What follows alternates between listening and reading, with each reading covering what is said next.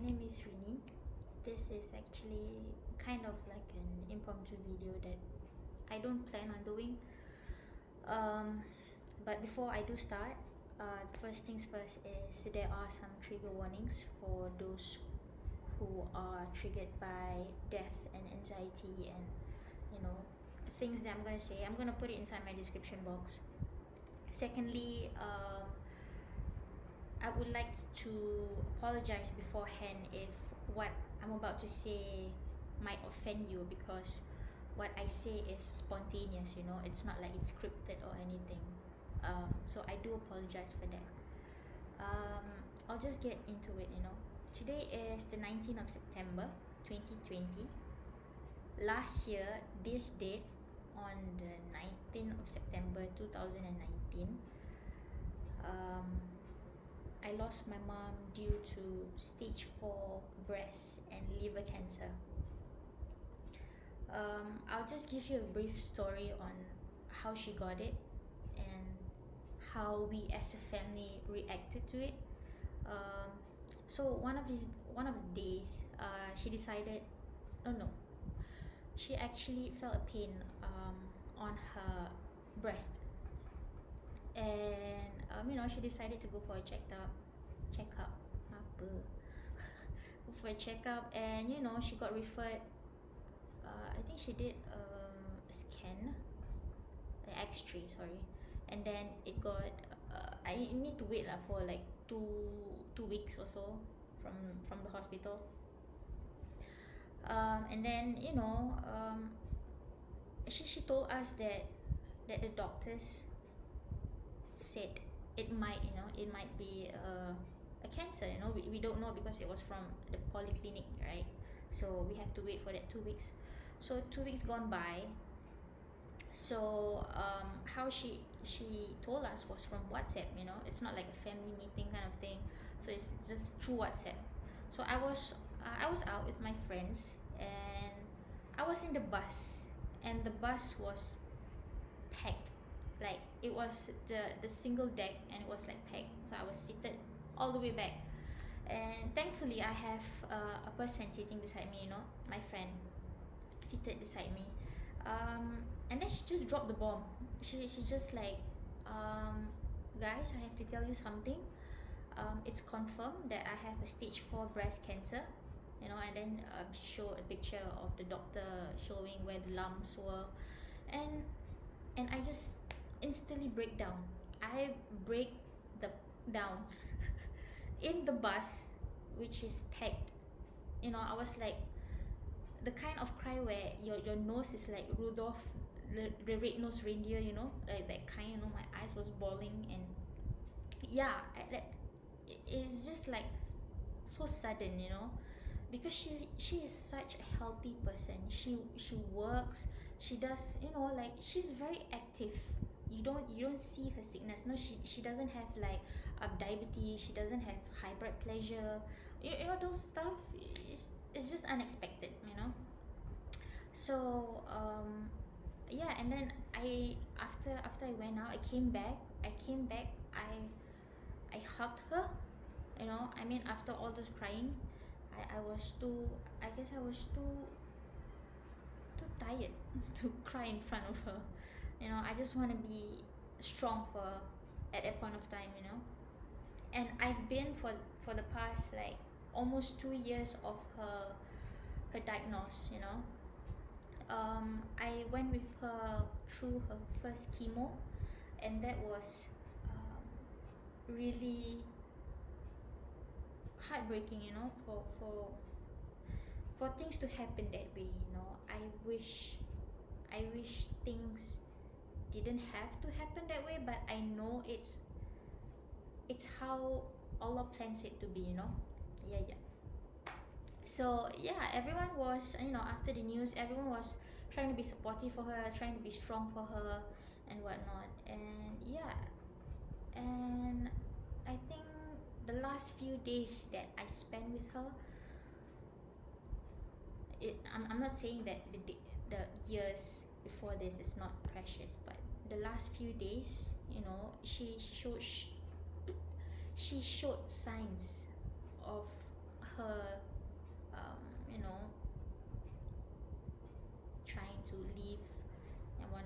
as much as that, I try to be very, very positive. But those almost 2 years of, all those happenings, went through ups and downs with my mom.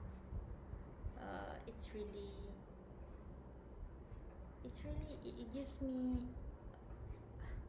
I don't know, it's more than just being sad. It's more than just that.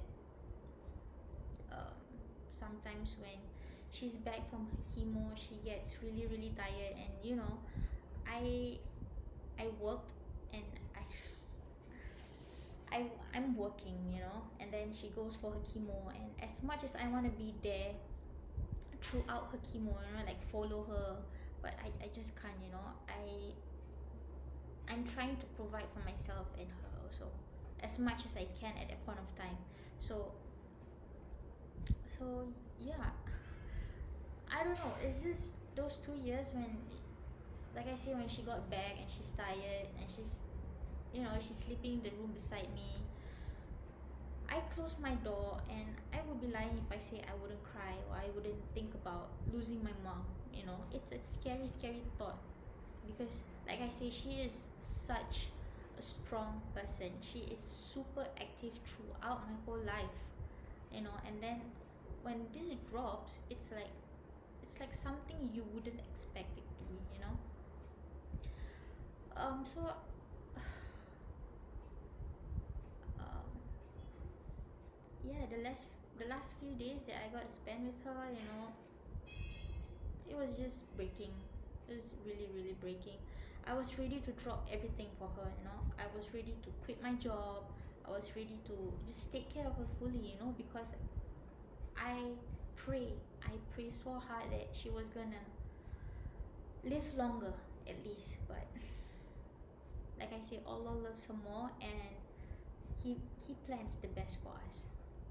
So throughout the years of me trying to be strong and whatnot, um, yeah, those fears just keep coming back to me. It gives me anxiety. I do have my days of breaking down and thinking about it. Even at work, I would just be like breaking down, and it's just sad. To be honest, it's just really sad, and I missed her. It's been a year. I would be lying if I say I don't miss her. So yeah, I really do. I really do miss her. It's just the thought of always having her around you, nagging at you, seeing her trying to be strong, with her chemo on her body, with the bag and whatnot. She's trying to, and still trying to do chores with all of that. When I told her not to, it's like she is super strong, and I am super, super, super grateful to be her daughter. And well, I did not plan to be this emotional, but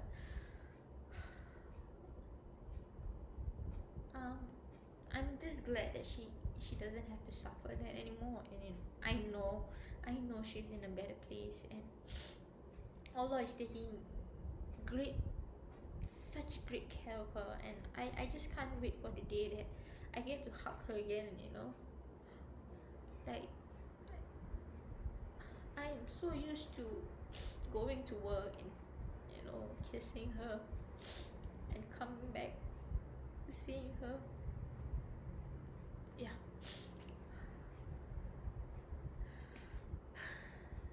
Yeah.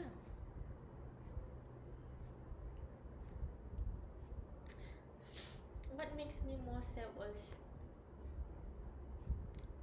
hours before she took her last breath, she told to my brothers, my dad, and my aunt to take good care of me. I just know at that point of time I'm gonna lose her that day. it was, and it still is, the hardest thing to accept. I've been trying so hard to try and be strong with everything, and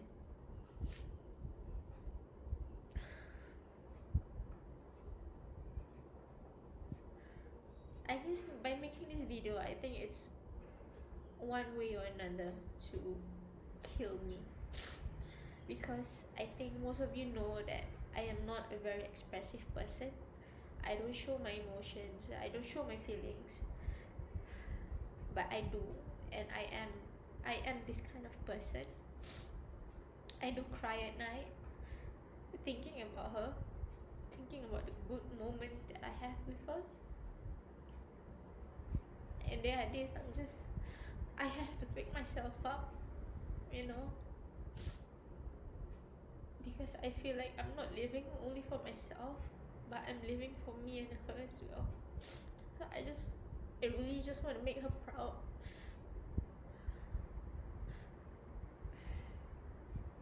Yeah, I did not plan to cry throughout this video. But like I say, if this is one of the ways for me to heal, then I hope somehow things will get better. I hope so. So, to everyone out there, no matter how ridiculous your relationship is, not only to your parents, not only to your siblings, but to the people around you, no matter how ridiculous it is, no matter how hurtful it is, no matter how negative it is, you know, I just want you guys to be able to appreciate the presence of the person before it's too late, you know. Unless that someone is abusive or whatnot, you know, you can just let go. But other than that, I hope you guys take your time, appreciate the time that you have right now with your family, with your friends, with your husband or wife, whatever it is. Appreciate that time that you have, you know. Be more loving, you know, and be more supportive of each other. That's more important. And I guess with that, I'll sign out. But like I say, I apologize if I do offend you one way or another, and we might not know each other, but I just want you to know that